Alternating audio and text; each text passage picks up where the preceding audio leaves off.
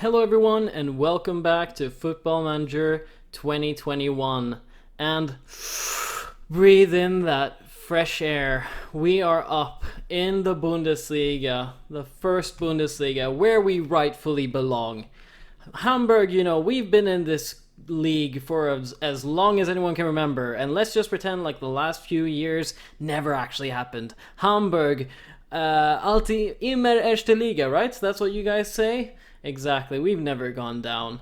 Anyway, looking at some of the transfers that we've made in between this season and the previous one, it's been really tough. I'm going to be honest. The problem is that when you come in from the second division to the top division, you're pretty much expected to go down immediately, right? So no one wants to play for a team that's going to go down. The only people who will join you, they're quite dubious at best, so you have to put them on huge contracts with a lot of money, and if you don't stay up while paying them a lot of money, then you're stuck with them in the second Bundesliga, hemorrhaging money, and that's something we can't afford.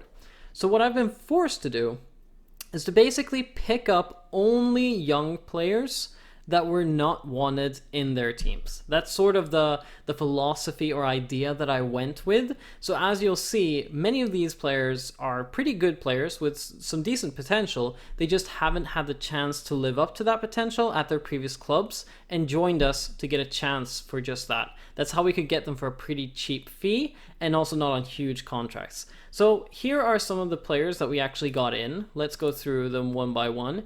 The biggest, let's start with the cheapest signing. The cheapest one is Jongwoo Yeong. I butchered that pronunciation completely probably, but he is a 21-year-old South Korean international, looks like a really decent player. Brought him in as a winger, he can play on both sides. Originally actually played for Bayern, it appears, but only for their second team, only once for the first team, before he went to Freiburg, where he played pretty poorly, honestly. But Freiburg, they went down last season. So, playing in a bad team, just maybe that's one of the reasons why he wasn't performing or living up to what he was supposed to be doing. Anyway, as you can see, he's got a ton of potential. 4.5 stars so far. Our scouts looking at the report, currently operating at a second Bundesliga level, but he has the potential to be a Bundesliga player in the future. And as you'll see with a lot of these players, they are currently mostly second Bundesliga level players. But I'm hoping that they quickly adapt to the new league and quickly start living up to their potential. Number 2, we have Rodrigo Eli, who's 27 years old, pretty decent ball-playing defender, which is something that I've been wanting to do more now that we're actually in a top league. Got him on a pretty hefty contract, 19,000 per week. He's an important player. But he's got a pretty decent ability, as you can see right now on the report. As we can see, he's a decent player for most Bundesliga sides. So this is a Bundesliga player. We got him in... I keep going wrong there.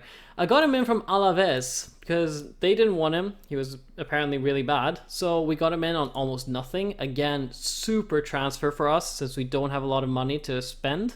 And apparently he came from the Milan youth setup. So that's always a bit interesting as well. After him, we have Maxim Leitch, another 23-year-old German who actually has never played for the under 20 German team or anything like that. So you might ask yourself, hey Victor, why would you take in this guy? And honestly, it's mostly because I think this boy has something to give. He's a pretty good ball-playing defender. As you can see, his stats kind of lend themselves to being the ball-playing defender. If we compare him as well to, for example, Van Drongelen, you'll see that he's faster and he's better in the air. Otherwise, he's a bit worse. But I think he can work on those things. The defending, technical and mental part is something you can kind of build up throughout your career. Your physicals, however, that's never going to happen. Van Drongelen is not going to get taller and he's not going to get faster. So I'm hoping that Leitch can kind of complement those other attributes and that he can really grow into being a quite well-rounded ball-playing defender for us. After him, we have our most expensive signing, 1.2 million. It's a huge risk, I know, but it's Roberto Massimo, who came from Stuttgart, actually. He wasn't given a chance to play there and decided that he wanted to leave the club to have a better chance of actually playing somewhere. So he went to us instead, and as you can see, we brought him in for 1.2 million. He had a poor season for Stuttgart, but he has a ton of potential, and he's an ambitious kid, as you can see from his personality. I think we might have a gem on our hands. He's played 5 times for the under-21 German team. He has to be good, right? He has to be good. So I don't know if he's gonna play that much this season, but in any case, I'm gonna give him some time, like some appearances off of the bench, for example, and he's always gonna be in my mind for players that we might use. Apart from them, we have some players leaving. Bobby Wood, we knew he would leave on a free. Stefan Alberti, don't even know who he is. Oh, he's a regen. Doesn't really matter then. Simon Busch, also regen. And then finally, Klaus Jasula. Don't really understand why they ever bought this guy. 31 years old, not very good. You know, he wasn't going to have a future at the club, and I decided to cash in some money for him. But as you can see, 725,000 potentially for him. You know, that pays for Rodrigo Eli and Jeong Woo Young. So, hey, I'm happy for that money. Anyway, going towards the match, let's see. We're playing today against Werder Bremen. So, we start the season with a bit of a derby here. I think it's called the Nord Derby, I'm not sure. Sonny Kittel is injured, so we can't use him. Instead, I'm thinking, I know Eisfeld is good, but he's not really fit, and Hinterseer is not really fit. My thinking is then that we'll put, as you can see, I've also transfer listed Tony Leisner and Jan Yamera. I'm also having a bit of an issue, and Hinterseer as well, sorry. But I've been having some issues with Bakary Yata and Onana. They both want new contracts. Apparently, Bakary Yata thinks he's the shit. He is so high on himself, and it's really annoying. He's an okay player, but again, I mean, it would be amazing to see him develop for us. I just don't believe that he has what it takes to be a top player, which is a bit of a problem for him. I'm thinking that we're going to go with Opoku on the left. He's our own player. We didn't see him much last season, but that was only because he was on a loan for Jan Regensburg. And was one of the reasons, I mean, 9 goals in the league for that season. He was one of the reasons why they did so well last season. So I'm hoping him on the left, I hope he's going to bring some of that good momentum that he had with Jan Regensburg, and he's going to give that to us instead. Apart from them, we go with Ulreich in goal, Leibold on left, Van Drongelen, Eli, partnership in the middle. I'm only going with them because Ambrosius is injured right now. He's also, by the way, the new captain of the team. So, hello, Captain Ambrosius. Wagnerman is on the right. Then we go midfield, Onana, Kinsombi, Dudziak. And the front 3 of Opoku, Winsheimer, and Jeong Woo Young. Finally, looking at the tactics, I think that we'll keep playing the game that we played in the second Bundesliga. I don't think there's any point in changing a winning concept, right? Right? Let's get into this match. Let's see. Some players don't know tactical familiarity, no problem. Happens sometimes. It's not like we just played an entire season with this tactical familiarity, right? But let's get right into it. I'm going to tell them, go out there. Let's pump our fists. Go out there and give these fans their money's worth. Only Van Drongelen was inspired by that. Well, you know what? I have faith in you guys. I hope that inspires you a little bit at least. And then let's see. Blah, blah, blah. Don't really talk to journalists. Fake media. You know what I say. And here's our lineup. Pretty good lineup, right? Then we're going to see their lineup. Let's see. They're playing a 5-3-2. Interesting. Eggestein is someone who I've played against, I remember last year, in the last year's Football Manager. And he is annoying. He has a tendency of scoring really annoying goals. So I hope he doesn't do that today. Anyway, let's start the kickoff. Match is underway, and so far, we're the only ones who've had a shot. So, hey, that's something. I'm playing with a positive mentality today. Our assistant manager, he came to me before the match and said, hey, maybe we should play more of a balanced mentality. Let's try to be a little more defensive. But I was like, nah, screw that. We're good enough. That was dirty. Dirty Gentner. Very dirty.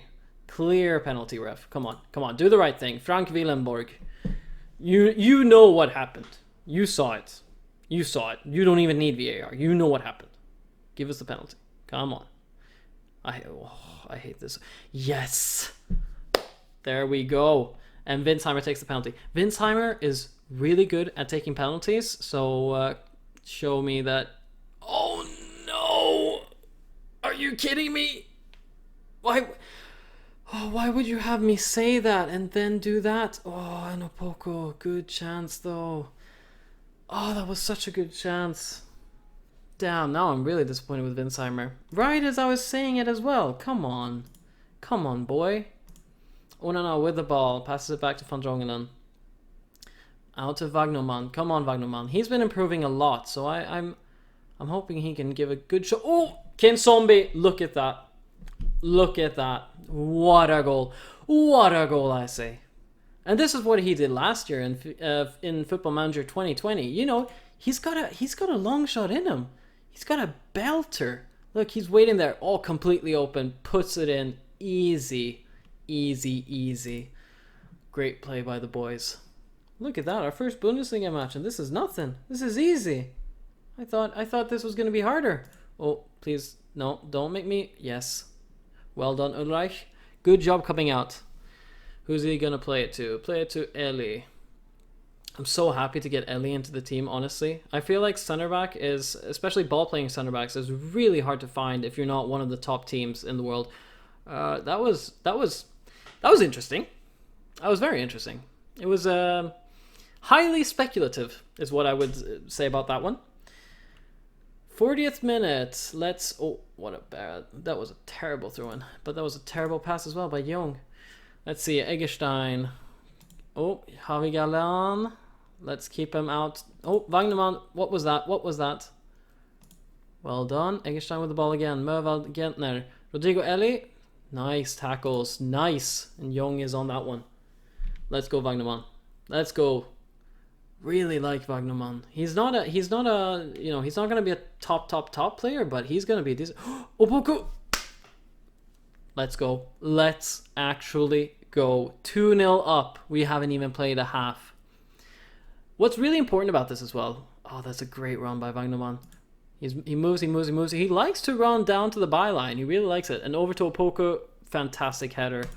Oof. He's gonna be, I think he's gonna be an important player for us this year. We have so many wingers as well, just because I think wingers is the position that we are not the lightest in, but the most insecure in, so to speak. We have a lot of players who have good potential, but not so many who we know will live up to it, you know? I'm gonna tell them that I'm very happy. I'm not gonna ask for more. I mean, they're playing really well. I don't want to push it. You never know. Sometimes they might get mad and be like, "Hey, what are you expecting of us? We didn't even think we were gonna stay up this year, and you want us to like absolutely destroy this first Bundesliga team? Are you crazy?" Let's see. Jung Woo Young, he picked up a little bit of an injury. Who are we gonna put in for him? I'm a little bit tempted to put on Roberto Massimo, see what he can do, since we're gonna win anyway. I mean, we're 2-0 up, right? So it's not really that much of a risk. Something I'm also a bit interested to see is I don't know what happens with the substitution rules now, because last season we had 5 substitutions, right? But that's just Opoku. Oof, that was a beautiful curler, almost in. But we had 5 substitutions last season because of COVID. But that's supposed to be, I think, in real life only for 1 year. Although I've heard talks that they might actually make it permanent in some of the leagues. I mean, in my opinion, you know, there's been this huge controversy this week, and I'm a Liverpool fan and all this stuff. But Opoku, great, fantastic shot! What a freaking belter! Beautiful, just a You know what they call him? They call him a thunder cunt. That's an absolute thunder cunt. Oh, look at that. Fantastic pass. Winsheimer lays it up to Opoku. He just smashes that one home. 3-0 up. We're definitely having this one. But yeah, what I was saying about the substitutions, that, you know, it is to prevent injuries. And as has been proven, as Klopp said, you know, just because the big teams get more substitutes doesn't mean it's that big of a difference. I don't think. Like, Look at Chris Wilder and Sheffield United, who are vehemently against the 5 substitute rule, just because it's going to help the big teams too much. As you can see, they got what they wanted. We didn't get the substitutes, but they're still in last place with 1 point or something, right? So it doesn't do that much of a difference. Anyway, we're switching out. Rick van Drongelen is coming off, and Joshua Wagnerman is coming off. That's just because well, actually, maybe Kaladnari. Now that I think about it, let's put on someone younger. Let's put on. Who are we gonna put on? Let's put on Antwi Adjei. Well, he's not young. He's definitely not young, Victor. What are you talking about? Are you crazy? Let's put on Bakri Yatta. We switch places on them. Perfect, no problem. And again, I still don't know if I have 2 more substitutes, but I've done my 3 substitutes. Now we're gonna see. Maybe in the 80th minute, maybe I'll put someone on. Maybe I won't. You never know. Maybe in the 85th minute, I decide I wanna put on someone else. Can I do that? Can I make another substitution? Nope. Yeah, they go back to 3. Okay, that's good to know. So statistically, I mean, they've had 2 shots, only 1 shot on target. We've been dominating this match, which is that was interesting. Which is fantastic to see. Dudziak to Kinsombi. Oh, hits the post. Good try, good try. Good effort by the lads, honestly. Massimo over to Kinsombi. Leibold. I think the match is over, but let's see. Oh, Yatta. Yeah. Technique is still lacking. Still a problem. Well, that's fantastic. You love to see it, don't you? You love to see a convincing 3-0 win. First match of a very difficult season. And especially considering we missed a penalty in the beginning. We could have won this 4-0. Imagine that. In a derby as well. How pleased are you with that win? I'm very pleased, but I'm not going to talk to you. And look at that. Top of the league. Top of the league. Exactly where we belong. Oh, it feels so good to be back, doesn't it? Oh, Opoku sends Hamburger on top. He was amazing. Oh, he has a twisted knee, but he'll be back in a week. Massimo makes Hamburger debut, and Wagnerman. Wagnerman got man of the match. 4 key passes. You know what? Put arm around him. I love him. I'm very impressed with the chances you created, and you love that. Anyway, that was a good match. I'm very, very happy with that. This season is going to be really hard. I'll admit that up front. I'm not sure that we're going to stay up, and we have to do everything we can to stay up. If we don't stay up, I'm hoping that we can at least sell off some of our players to get some value. But if we can just stay up 1 more season, I'm sure that we can establish ourselves. We have a young team, and we have a lot of players with potential. If they just get a little bit of time to live up to that, we have a strong foundation to actually stay in this league and start building a name for ourselves. Anyway, next match that I'll be back for, I'm thinking, why don't we make it the match against Mainz? Or let's see, they finished 9th last season. Eintracht Frankfurt, they finished 10th. Let's make it against Frankfurt then. That's a decent number. They finished 10th. That's going to be a good match.